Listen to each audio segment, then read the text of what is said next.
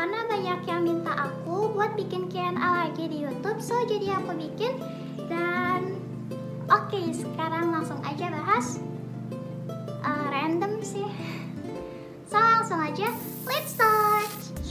Oh ya, BTW maaf ya, soalnya clip on aku hilang pas di pulau dan sekarang aku baru beli lagi, tapi lagi on the way, jadi sekarang pakai headset dulu. Maaf ya. Ini dari @Vivanisvia. Kakak pandai menggambar dari kelas berapa? Jadi tuh dulu aku waktu kapan sih Gondol? SD apa TK? TK ya. Jadi waktu TK itu aku sering banget kayak, jadi kan aku punya banyak boneka kan, nah terus aku kayak nyontoh gitu, terus habis itu aku juga nyontoh dari kayak film Barbie gitu kan, ada covernya tuh. Nah lama-lama ya dari nyontoh ya akhirnya lumayan bisa lah sekarang gitu. Cuma sekarang aku lagi belajar pewarnaan sih, untuk mewarnainya aku masih rada-rada gitu lah. Ini dari @vikringrh0. Tempat foto yang terbagus bagi Kak Sera di mana? Sebenarnya sih foto di mana aja bisa ya, asal pengambilan gambarnya dan style itu bagus.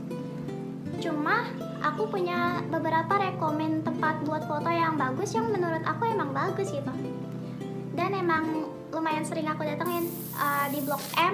Tahu Blok M kan? Blok M Square, dan di sekeliling itu tuh kayak vibes-nya itu bagus banget. Ada tema Jepangannya gitu-gitulah. Tema street juga cocok banget di situ. Terus kedua di Sudirman. Tahu Sudirman gak sih? Pokoknya di situ kayak ada apa sih, terowongan gitu. Dan itu bagus banget, sumpah nggak bohong. Di situ kayak banyak banget coretan-coretan gitu.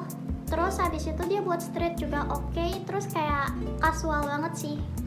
Pokoknya mantap. Terus ada lagi di mana sih tuh yang pernah kita datengin tuh? Aduh, gua lupa. Oh ya, lapangan Banteng di situ bagus banget juga. Taman Menteng juga bagus. Cuma karena sekarang lagi corona, jadi ya dibatas gitu sih orang yang bisa masuk situ. Oke, ini dari @vanessa.ozawa. Ceritain pengalaman jadi cosplayer dong, ikut-ikut event gitu. BTW aku juga suka cosplay, kalau ada event boleh lah ngajak. Ih, boleh banget, ayo kita nge-cosplay bareng. Cuma sekarang aku mau vakum cosplay sih, soalnya aku lagi pengen fokus ke DC-nya gitu. Ceritain pengalaman jadi cosplayer dong, ikut-ikut event gitu. Jadi awal aku jadi cosplayer itu karena di SMA aku itu ada kayak ekskul Japan's Club gitu, Jepang, pokoknya ekskul Jepang gitu. Dan di situ nggak ada yang nggak ada yang wakilin buat turun cosplay. Nah tiba-tiba pada nunjuk ke aku semua tuh buat nge-cosplay. Akhirnya pada patungan lah tuh beli kostum-kostumnya buat aku, dan ternyata menang tuh.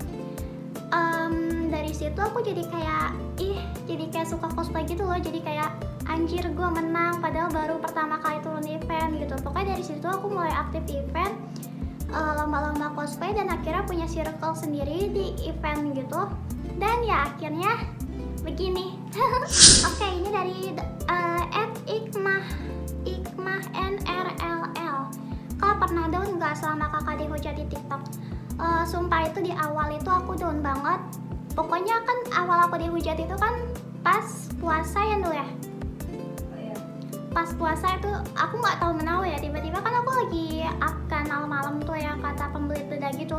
Awalnya tuh pas malam-malam fine aja gitu kan, karena pas di awal itu kebanyakan followers aku itu ibu, jadi kayak udah terbiasa gitu loh sama suara-suara kayak gini. Nah terus tiba-tiba ternyata viral tuh kan. Udah gitu aku pas bangun tidur tiba-tiba pas buka TikTok, lah anjir ini kenapa, apa nih gitu, hujatan semua. Terus dari situ kayak pokoknya down banget lah beberapa hari itu, sampai sahur nggak makan, terus sampai buka puasa pun nggak makan. Pokoknya sampai down parah lah gitu kan. Sampai sempet tuh sakit ya dulu ya kan sakit ya. Iya sampai sempet sakit gitu kan. Terus ya udah tuh keluarga langsung pada udah sabar pokoknya kayak nguatin gitulah ya. Terus sebenarnya sih baru belakangan ini kayak udah terbiasa sama hujatan. Intinya ya gitu. Kalau dad ya pernah, cuma kalau sekarang ya alhamdulillah udah kayak terbiasa gitu, terus udah bisa ngatasin. Karena kan sekarang udah banyak tuh yang nyemangatin aku juga di TikTok gitu kan. Pokoknya makasih banget buat kalian yang udah support aku sampai sekarang, sampai aku bisa kayak tahan sama hujatan kayak gini. Oke, ini dari @putrinas RLCY. Gimana sih tanggapan kamu ngelihat haters yang berpindah haluan sekarang menjadi fans? Tanggapan aku ya kayak ya mau gimana.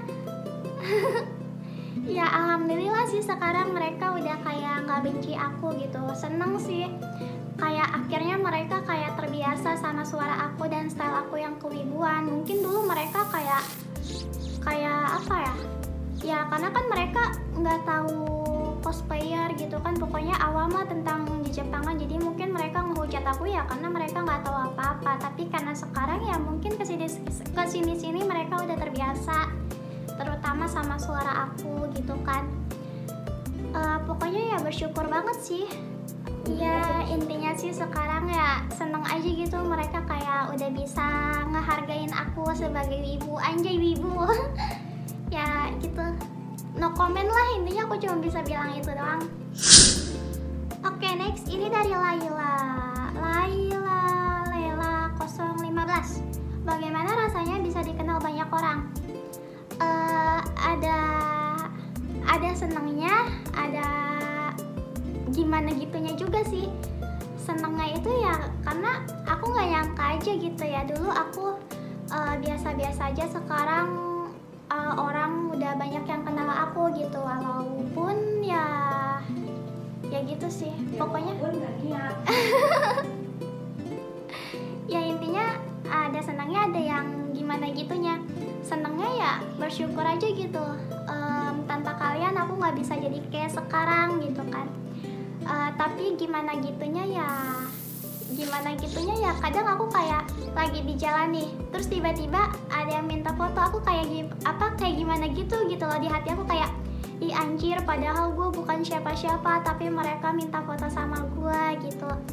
Terus tapi kadang juga malu sih, malunya gini, lagi di rumah kan, aku belum mandi tiba-tiba ada yang manggil dari depan, Kak Seira gitu.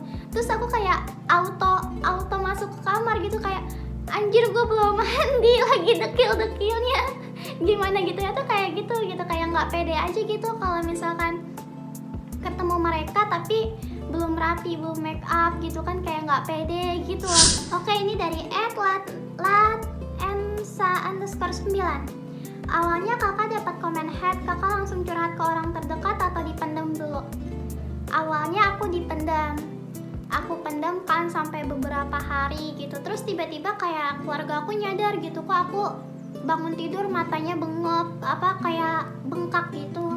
Terus habis itu sahur nggak makan, terus habis itu buka puasa juga nggak makan karena aku kayak gitu kan. Akhirnya tuh kakak aku nanya ke aku, enggak sih awalnya mama sama ayah, cuma karena aku nggak cerita, akhirnya kakak aku yang pertama, kan dia deket banget tuh sama aku. Terus habis itu dia nanya, lu kenapa sih ini cerita sama gua? Awalnya aku juga emang nggak mau cerita, cuma ditanyain terus habis itu tiba-tiba nangis sendiri, tahu gak sih? Terus akhirnya ya udah cerita. Terus pas kakak aku lihat, kakak aku juga rada gimana gitu, kayak kesel gimana gitu loh. Ya abis itu kakak aku cerita ke mama aku. Nah dari situlah aku dinasehatin, pokoknya dikuatin, kok dikuatin? Iya, disupport gitu, kayak kayak si Anu aja tuh, dia dihujat tapi lama-lama naik, udah biarin aja gitu. Terus katanya Allah nggak bakal ngasih cobaan kalau hambanya itu nggak kuat gitu. Terus ya berarti Allah ngasih cobaan gini pengen ngangkat derajat adek, kata ayah gitu kan. Ya udah gitu, lama-lama ya gini. Oke, itu aja dulu. Thanks for watching guys, and see you on other video. Bye bye.